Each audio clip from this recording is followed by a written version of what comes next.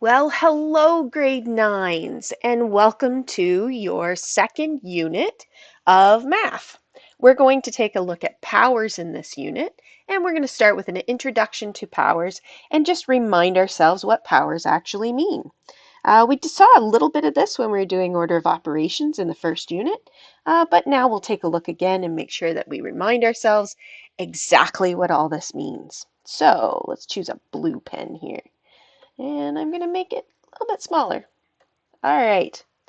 So our goal today is I know what positive, negative, and zero powers mean and can evaluate math expressions in power form. So what is a power? So a power is a math expression that involves an exponent. That should say an exponent, like this, 4 to the 3. And there are two components of a power. There is a base, which is the bottom one, and an exponent, which is the little superscript that's on the base. This represents a repeated multiplication statement where the base is what is being multiplied and the exponent is how many times the base appears in the statement. So what that means is we have a 4, so we have a bunch of 4s all being multiplied together, and this tells us how many. So we have 3 4s all multiplied together. So 4 to the power 3 means 4 times 4 times 4. And I'm not going to use the time sign here because we're going to introduce some things with x's eventually. So we want to get used to doing multiplication with brackets instead of with those little x time signs. To evaluate a power means to give a final answer. So if I ask you to evaluate, I actually want to know what 4 times 4 times 4 actually is. Your calculator has a button and it'll look different depending on which calculator you pick up. So there's these 4 different buttons are some of the most common ones that you'll see. This little up arrow kind of looks like a hat is on a lot of Texas Instruments calculators. And then these two, this one here and this one here, are kind of interchangeable on a lot of the cheaper calculators. And then if you've got a really new one and a good one, paid a little bit more money for it, it might look like this one right here. So we're just going to take a look at how to work with powers, and then we'll talk about how to use that button on your calculator. So our first example says, write the following expressions in power form, then use your calculator to evaluate. So what we have to do is turn this into a power. So I'm going to write equals. Now, the 5 is being multiplied repeatedly, so that is our base. So the thing that's multiplied repeatedly is our base, and then we have to count how many times we multiplied it. So we got a 1, and a 2, and a 3, and a 4, and a 5, and a 6. So that means we put a little 6 right up there. And it's as simple as that. Now, the next example we have actually has 2 different bases. There's a base of 7, and there's 3 of those. So this is going to equal 7 to the power of 3. And that's going to be in one bracket because it's being multiplied by a whole bunch of 8s. And our 8s, we have a 1 and a 2. Whoops, that's a time sign. A 1 and a 2 and a 3 and a 4 and a 5. So this needs an 8 with a teeny tiny little 5 up high. And that's the best we can do to turn it into power form. Now, how do we punch that into a calculator? Well, let me tell you or show you. I'm going to pull up a calculator. Oh, that still has whatever I was working on last in there. Okay. So on this calculator, it looks like this little sign down here, y to the x. That is my power button. And so when I punch that in, if I'm going to punch in 5 to the 6th, I'm going to punch in 5, hit that little power button, and then a 6. And some of your calculators will actually look exactly like that. Some of you will have, it'll have the little hat in between them. You'll have to get used to that depending on what your calculator looks like. And then we're going to figure out what the answer is. Ooh, look at that's a pretty big number. 15,625. So 15,625. Now notice that I kept those equal signs straight up and down. Okay, and we're going to do that for the next one. So we're going to do that there. Let's get our calculator out again. And this time we're going to punch in 7 to the 3 times 8 to the 5. So 7 to the 3, 7 to the exponent 3 is 343. So 343, not too big, but I bet 8 to the 5 is going to be huge. 8 to the exponent 5. Remember, that's 8 times 8 times 8 times 8 times 8. 32,768. 32,768. And then we have to multiply those two things together. So I've already got that in there, so I'm just going to go times 343. 343. Enter. 11 million. Whoops, where'd it go? 239,000. 424. 424. Exponents get big in a hurry, even if you have small bases. Once you start multiplying them a bunch of times, you're going to get a big answer. So if you need to, pause it right now and copy what you need, but I'm moving on. Now, what about a negative base? So when a power has a negative base, it's important to use brackets because when you take a look at this, these two things are different. And you need to know the difference because depending on the calculator you pick up, it may not know the difference. It may not know what you're talking about. So here's the difference. If you have negative 3 to the exponent 2, that's this one over here, the exponent is on the negative. So what we have are two negative 3's multiplied together. If you don't have those brackets around the base, that 2, this 2 here, is only on the 3, not on the negative. So what that gives us is over here is there's a negative out front, and then it's just 3 times 3. And those are going to evaluate to two different numbers because negative 3 times positive 3, if you have a negative times a positive, your answer is negative. And of course, 3 times 3 is 9. But if you have negative 3 times negative 3, your answer is positive 9. And so you need to know when you're looking at that whether you are expecting a negative or a positive because not all calculators work the same way.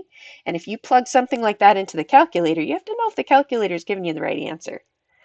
So we're going to take a look and evaluate the following exponents with your calculator. And actually, I'm going to pause for a second, or I want you to pause. Yeah, I'm not going to pause. You pause. Pause this video. Just wait a second, though. I'm going to tell you why I want you to pause the video. I want you to evaluate these with your calculator, talk to the person beside you, and then see if you can figure out a rule. Can you write a rule for predicting whether evaluating a power will give you a negative or a positive answer? Okay, ready?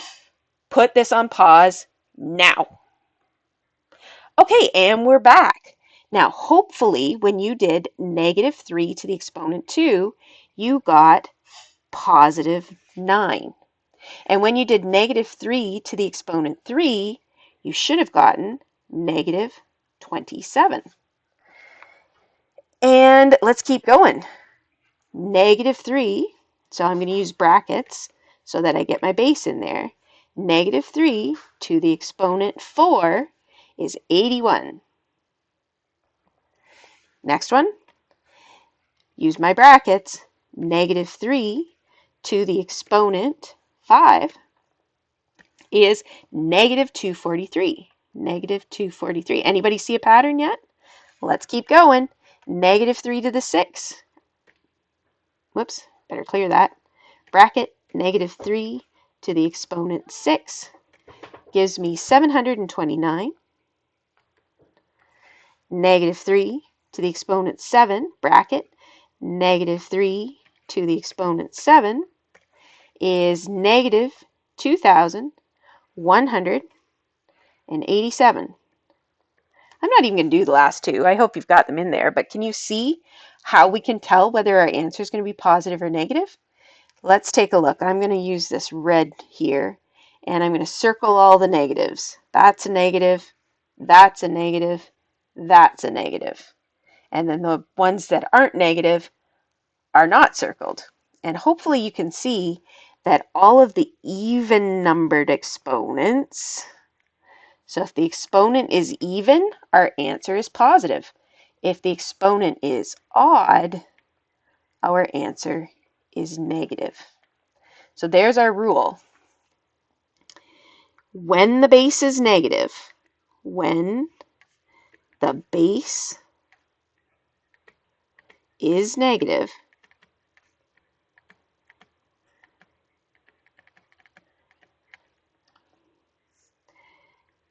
first bulleted point, odd exponents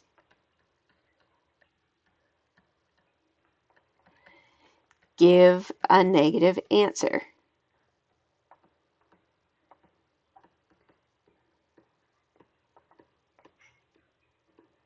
And second point, even exponents give a positive answer. When I put these little ditto marks underneath there, that means just pull down this word and put it there. I'm just too lazy to write it again. You can do that too. That's another little shortcut you learn when you're taking notes. Okay, so what's on the next page? Let's take a look. What do zero and negative exponents mean?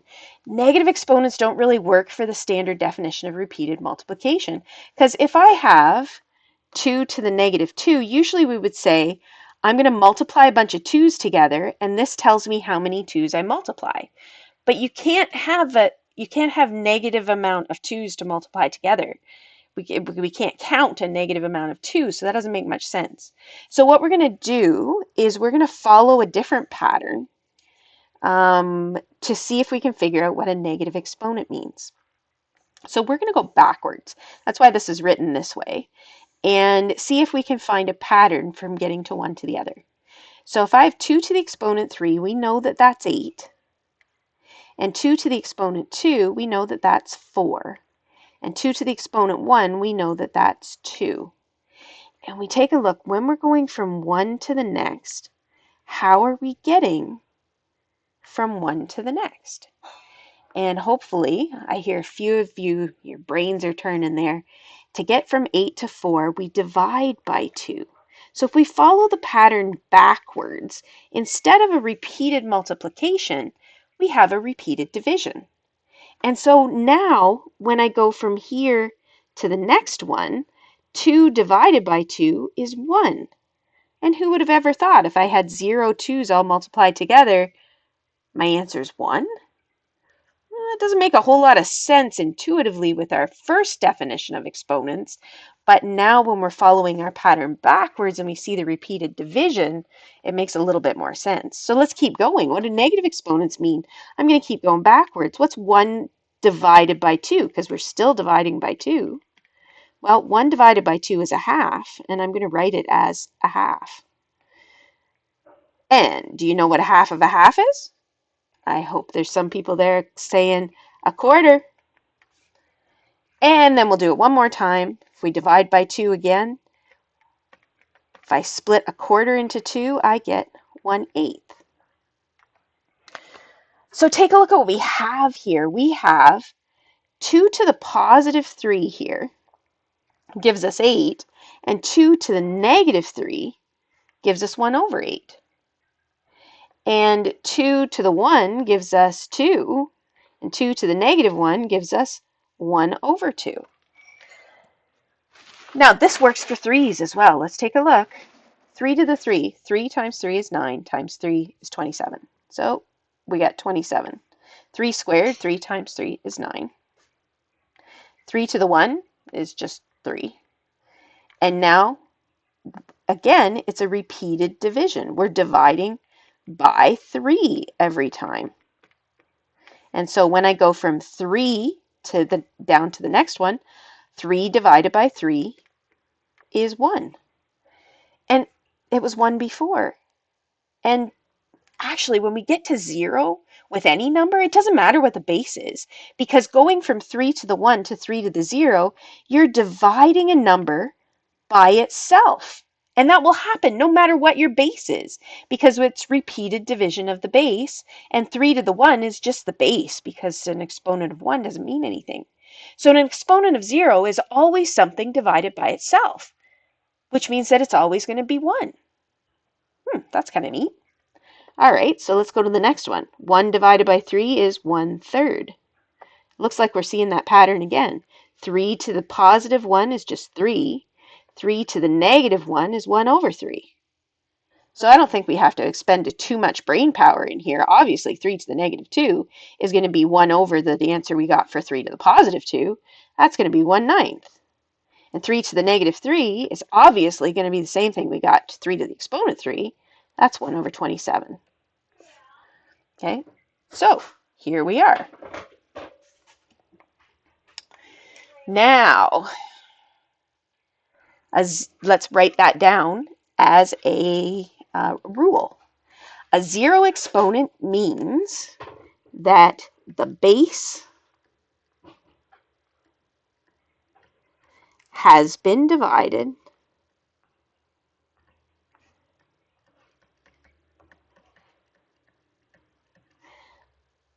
by itself, which means that it doesn't matter what the base is, something to the exponent 0, any base to the exponent 0, your answer is going to be 1. And if we go to a negative exponent means repeated division.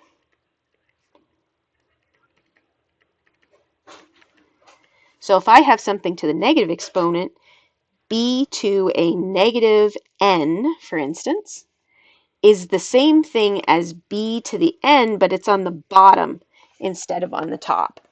It's going to be the inverse or the reciprocal of the positive exponent. So let's try a few examples before we let you go and try things on your own. Here we go. Evaluate. Use fractions to express any values less than 1. Okay. So here we have negative 3 to the exponent negative 5. So what is negative 3 to the positive 5? Because we know that negative exponent means it's going to be 1 over something. So it's going to be 1 over negative 3 to the positive 5. And I'm going to pull out my calculator to figure out what negative 3 to the positive 5 is.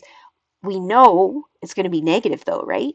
Because this is an odd exponent and it's a negative base, which means that we're going to have a negative answer. So negative 3 to the exponent 5 gives us 243. So this is going to be 1 over 243. And we're going to stick that negative right out in front of the whole fraction. Okay. Now, if we had just punched that into the calculator, depending on what calculator you have, it might not have given us a fraction. So if I have plugged in negative 3 to the exponent negative 5, oh, look at that. That gives us a nasty decimal. It's a rational expression, but it's going to have a whole lot of digits before we get any repeats. So it's best to leave it as this fraction. Okay. Now the next one says 4 to the 6. Let's just plug that in. 4 to the exponent 6 is 4,096. 4,096. Now let's take a look at this one. It has a negative base. What do you think? Is the answer going to be positive or negative? Think for a second. I hope you said positive because this is an even exponent. So I know my final answer is going to be positive, and I just have to know 5 to the exponent 4. 5 to the exponent 4. You can save yourself some button punching if you know whether it's positive or negative. You don't have to worry about putting the negative sign in there.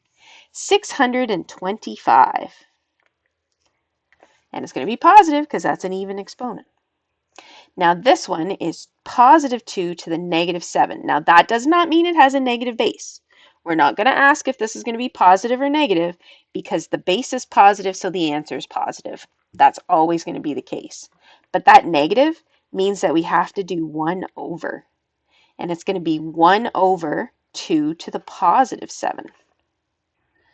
And then we just have to figure out what 2 to the positive 7 is to write it as a fraction. So 2 to the exponent 7 is 128. Oops, but that's not where I want it, right? Forgot my 1 over. 1 over 128. And I think that's it. Yep, that is it for this lesson. So you have some questions to do now, and we're going to leave it there. So think on some exponents and evaluate some powers. Over and out.